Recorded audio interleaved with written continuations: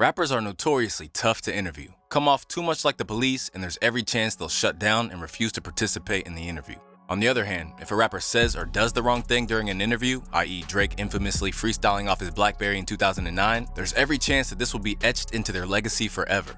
In this video, we're taking a closer look at some of the most awkward interviews in hip-hop history. Often when new rappers emerge, news outlets will try to poke holes in the image they've constructed around themselves. But often, the artists are too savvy, and all the journalists who've tried to defame them end up doing is making them appear even more appealing to their fanbase. That was the case when BBC attempted to tangle with a young Tyler the Creator in Odd Future. Flanked by the group's colorful cast of characters which included Damo, Left Brain, Haji Beats, and Sid the Kid, the reporter made a mistake of underestimating the crew and clearly went into the interview with a preconceived idea of how he wanted to portray them. The result is a combative masterclass, with Tyler going out of his way to make things as difficult as possible.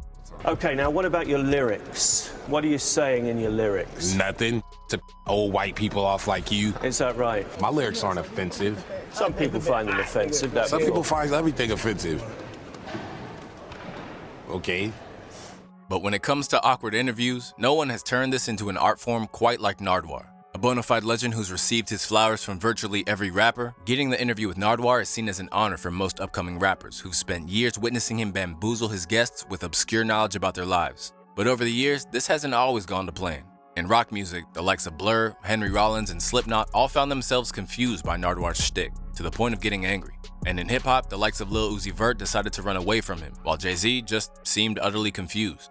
But if any interview between Nardwuar and an MC who refused to play ball was painful to witness, it was Nas. Back in the day, Nas agreed to sit down with Nardwuar during a Canadian tour stop. Initially, things started off amicably enough, with Nas seemingly impressed by the degree of research Nardwuar had undertaken. This dude here, see where he's at? This is the project where I come from. That's the elevator doors open. See, that's the first floor. And he's telling the crackhead, Jane, stop this crazy thing. Sweet. You're crazy. While he originally seemed amused by the endless selection of records and pop culture trinkets that Nardwuar decided to bestow upon him, Nas's patience would eventually wear thin, and by the end, that normally composed MC was as hostile as we've ever seen him. You are nuts, you are psycho, but it's all love, it's all music.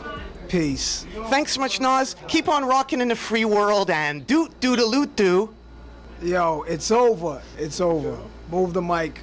Move the mic. While Nas managed to keep things cordial with Nardwuar for a little while, the same couldn't be said for Kodak Black's appearance on Ebro in the Morning. A man who will make several appearances on this list, Ebro's demeanor has a way of getting under people's skin in a way that he doesn't seem to be aware of.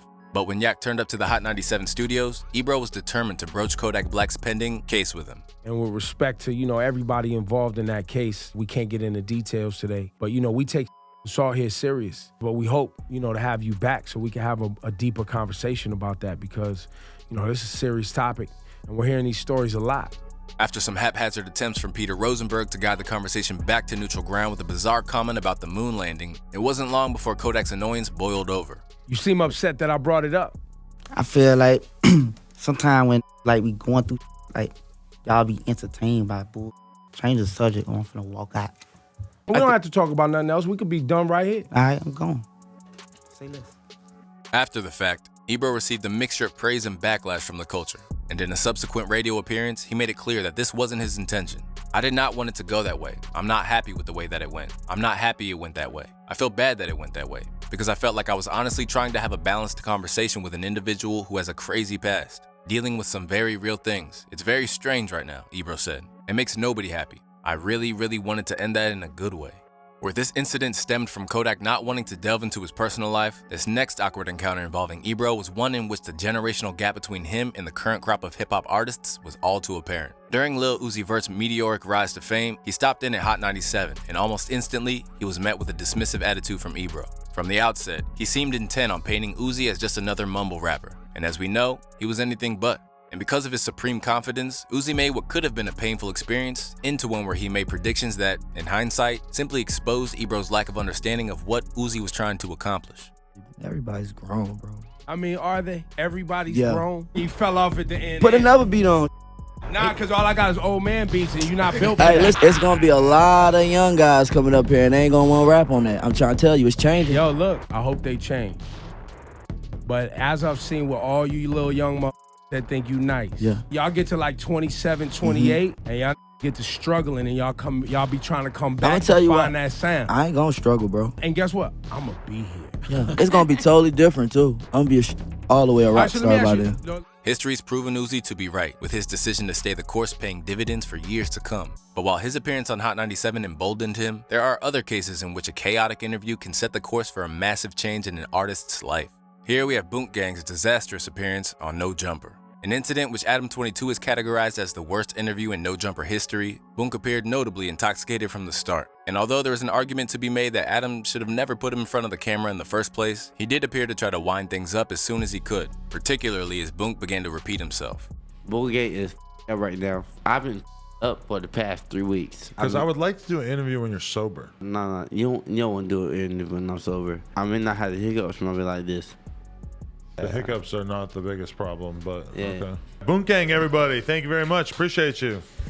Since then, Boonk, now named John Gabbana, has turned his life around. But while Boonk Gang all but left music without leaving a mark on the industry, two men that have are Childish Gambino and Chief Keef. Both exploding into the scene in the early 2010s, ATL's Donald Glover has become a pioneer in nearly every avenue, while Glow Gang's Chief Keef was instrumental to the foundation of drill as we know it. But as it became clear when Noisy aligned the two for a one-on-one interview, it became obvious that despite their significant contributions to the game, they lacked natural chemistry when brought together. Over the course of a painful 4 minutes, the pair couldn't find sufficient common ground, nor enough mutual admiration to make it work, with Keith clearly irritated by the conversation, making it known that he would rather not have to endure it, while Donald struggled to find something to say. You don't like talking that much. You say you're not a big talker.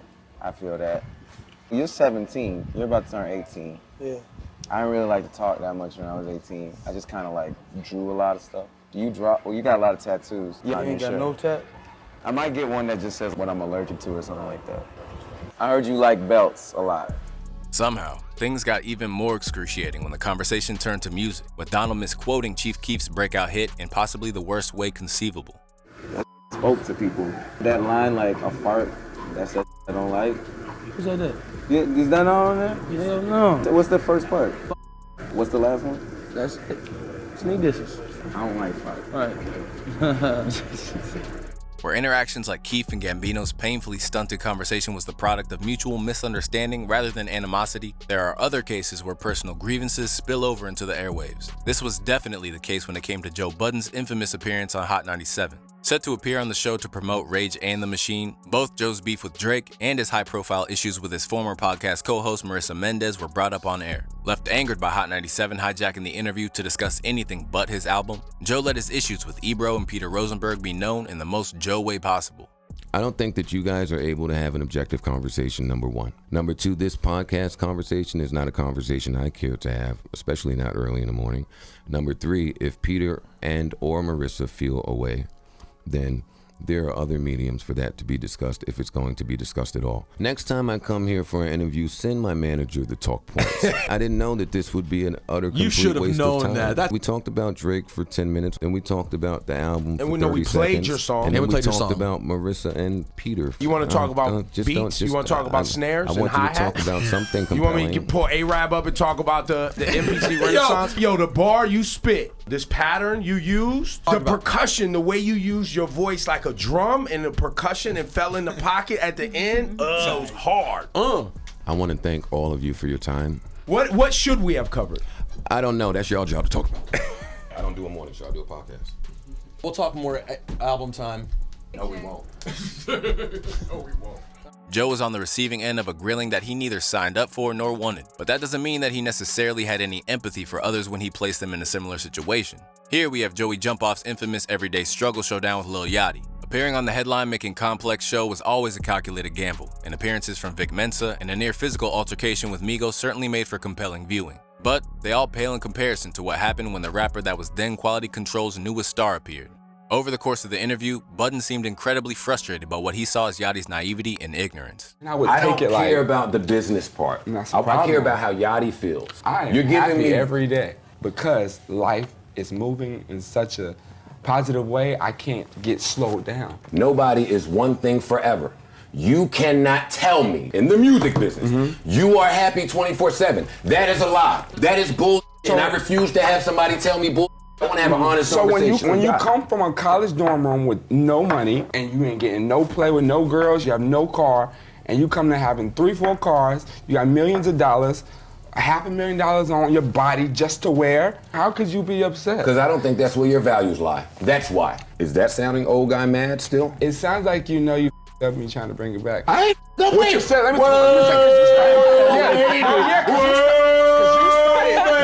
If this wasn't bad enough, things continued to intensify to the point that Joe was basically playing the role of a scolding parent while Yachty took it in stride. Tell me what you want from hip-hop. You don't think that's a question you should answer at some point? Or are you leaving all of this to QC to figure out? Nah, I mean, I'm making music, bro. I'm just having fun. My fans love it. Yeah, you don't sound like you very aware with what's going on, and you one of the hottest on earth. But what do you want me to say? I want you to be aware of your business. I want you to know whether you're in a 360 or not. I want you to appreciate the culture that changed your life and took you from college dorm room eating oodles and noodles. I want you who's well-spoken and articulates himself well. Chill. Yeah. A storm which refused to subside, Budden's harsh words resulted in a diss on QC's Ice Tray from Yachty and Quavo. Since then, the two have squashed the beef. In a similar vein, our next entry is another instance where a rapper turned media personality had an incendiary debate. Back in 2013, Kanye was in explosive form when it came to generating carnage wherever he went. A time where the man who'd become Ye was gradually becoming more and more outspoken, things came to a head when he appeared on Sway in the Morning to promote his forthcoming album, Yeezus. Who's gonna be the Medici family and stand up and let me create more? Or do you want to marginalize me till I'm out of my moment? Or why don't you empower yourself? Take a few steps back. You ain't got the answer, Sway. Yeah. I've been doing this more than you. Relax. You ain't got the answers. You ain't been doing the the education. You ain't spent $13 million of your own money trying to empower yourself. Yes, but I spent hundreds of thousands and putting out clothing lines at a smaller degree. It ain't Ralph level. What's the name of your clothing line? We don't know. Why is it that you can't? Money, I just told you, I lost the money because I did not have the knowledge of how to do it the right way. You ain't got to turn up, man. This ain't no show, man. No, I'm talking to you as a homie. You ain't got to turn up on me man to man, dog.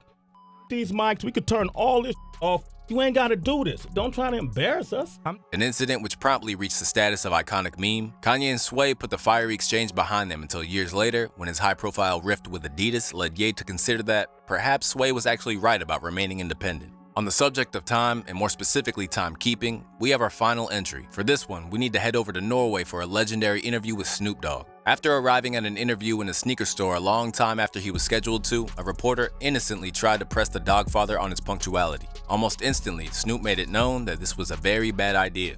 You're 5 hours late here. And man, shut the f*** up. Yeah, I was just wondering why you were so late, and I saw you were twittering about you being stopped at the border. I was late because I went to go get some chicken wings. That's why I was late. Because I wanted to go see Norway up close and personal and visit an old folks home. I went to a convalescent home. That's why I was late. Now is the partying changing? I don't party. Get this